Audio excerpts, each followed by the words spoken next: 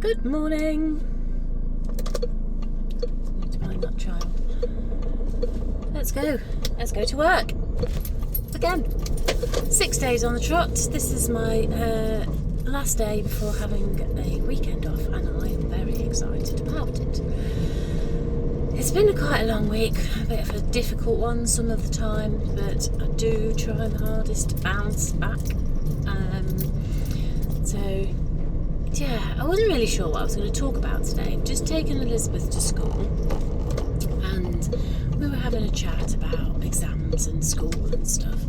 And what I find absolutely ludicrous is that her mock exams are past papers for GCSE. And whilst that's not, on the surface, it's not totally ludicrous because she's taken a GCSE, so that makes a bit of sense. But they're having exams with questions in there that they haven't covered the course material. So it just means that they go into an exam with absolutely not the right tools to be able to answer the questions. And what that must do to the confidence for these kids, what's going on here? What that must do for the confidence is just beyond me, because how can you put a teenager into a situation where they're not equipped to be able to deal with what is being asked of them and still expect them to perform well? I just think it's bonkers.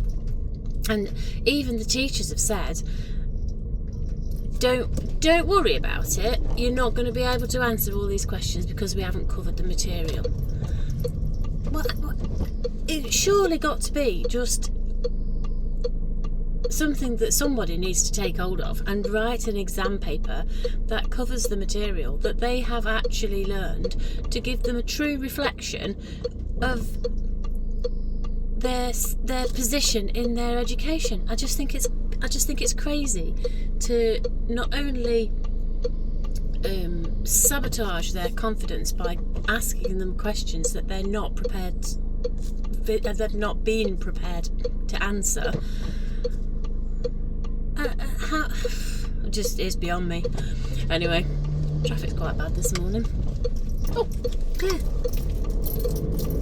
So I'm a little bit later than I would normally be, because I've obviously taken Elizabeth to school, and that's something that I really enjoy doing.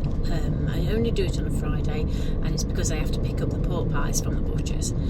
I have a little chat with the butcher, and not a very long one because I have to get back to work. But yeah, so I really enjoy the little bit of conversation time that we have. And then on the way back, because I can't do a car log because that would be a clog, so I listened to my audio book, and I only had about 20 minutes, and I only retain about 5% of the information, so I don't have a lot to tell you about it. But I'm listening to Dan Martell and his book, The Buy Back My Time, and he started to talk about how people who run a business, entrepreneurs, don't like to label myself, but I think that is what I am, have a innate ability to sabotage their businesses. And I think that's what I do. I do sabotage my own businesses, become too absorbed by things that I don't need to be absorbed by, and don't focus on the things that I do need to focus on, and then the business doesn't run how it's supposed to. So I think I must have done that with every single business that I've ever had, starting right back when I was like 14 years old and signed up to do Tupperware parties. So I think what I need to be focusing on is listening to Dan's book, and then listening to it again and taking some notes, and then implementing those notes into my workspace so that I can manage to achieve what I want to achieve. So yeah, this morning's video is a little bit disjointed because didn't really have a plan. And as everybody knows, if you fail to plan, you plan to fail. And that isn't a very clever thing to do, but it doesn't matter. It's a sunny day. I don't have to fetch the Asda order because Iona's already got it, which is lovely. Fraser is taking his alcohol exam this morning, which is great, and then we'll be able to apply for a premises licence as long as he's never been arrested, because he's got to have a DBS check. So he has told me he's never been arrested for anything he's done, whether he's just not been caught or anyway. So I'm hoping that he'll pass that, because that was an investment into the business of £150. So then he'll be coming in later and setting up this staff clocking in, clocking off app that I need to talk to Hayley about. And still need to find a holiday. I went to Hayes Travel yesterday, and whilst I found some really good, they found some really good ones. There's one that's too hot, there's one that's too quiet, and there's one that's too busy. So I think they might have to go back to the drawing board.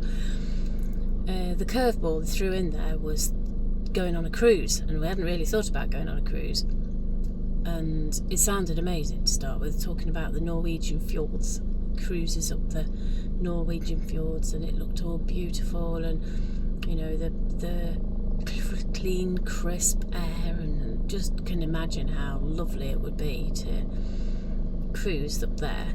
However, the thousands and thousands of other people that are also on this massive floating hotel would spoil it for me, I think. I think if I'm going to go on a cruise up the Norwegian fjords, I need to earn enough money to have my own boat. Because we were watching a YouTube video about this particular boat that's called Iona. And it just looked claustrophobic. We'd end up spending more time in our cabin than out on deck because of all the people. And it's just like, there was so many people, and the restaurants were noisy and clanky, and there didn't seem to be anywhere peaceful to be able to go. And they serve Costa coffee, which just like, well, as soon as I saw that, it kind of put me off. Don't want to spend a week drinking Costa coffee, I might be ill. So yeah, I don't think we'll be going on a cruise. If we do ever go on a cruise, it will have to be a really good one that doesn't have any people on it, so we're going to need our own boat. And then they found a holiday in Greece, and the temperatures are coming up towards 40 degrees, and that's too hot, and we won't do anything, and we'll just like be paralysed by getting burned to a crisp.